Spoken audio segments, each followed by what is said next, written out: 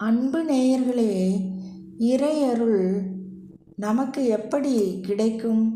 கோடி பேர்களில் நம்மை மட்டும் கூப்பிட்டு, இந்தா நீ என்னை வணங்கு, பாடு, என்னை பற்றியே பேசு என்று நமக்கு பொறுப்பை கொடுக்குமா? கொடுக்காது.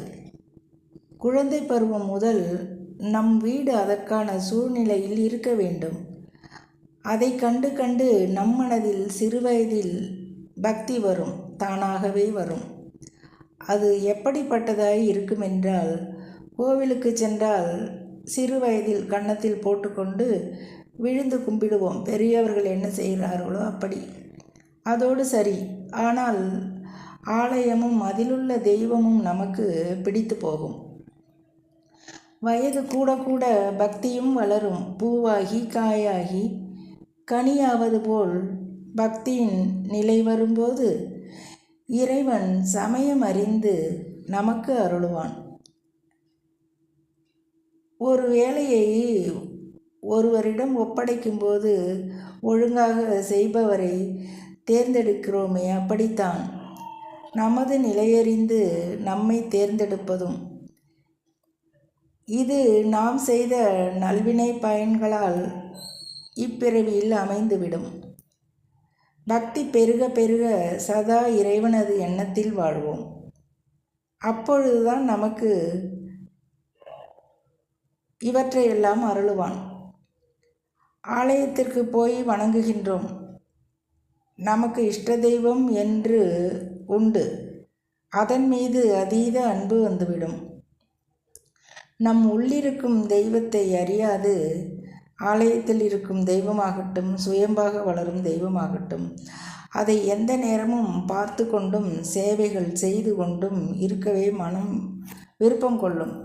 ஆலயத்தில் நம்மால் அப்படி செய்ய முடியாதல்லவா? எப்பொழுதும் இருக்க முடியாதல்லவா? நம் உள்ள கிடக்கையை தெய்வம் அறிந்து நாம் இருக்குமிடத்திற்கு வந்துவிடும். சேவைகளை வாங்கி கொள்ளும். ஆலயத்தையே மறக்க வைத்துவிடும். ஏன், உற்றார் உறவினர்களை கூட மறக்க வைத்துவிடும்.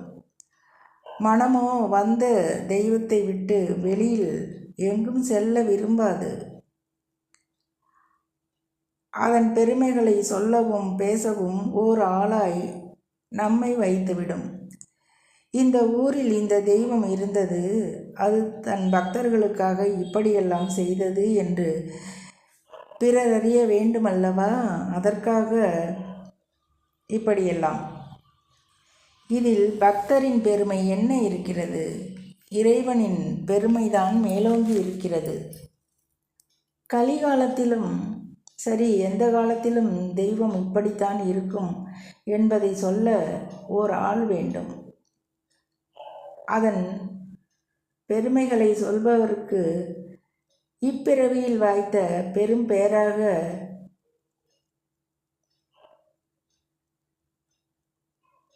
அதை எண்ணிக்கொள்ள வேண்டும்.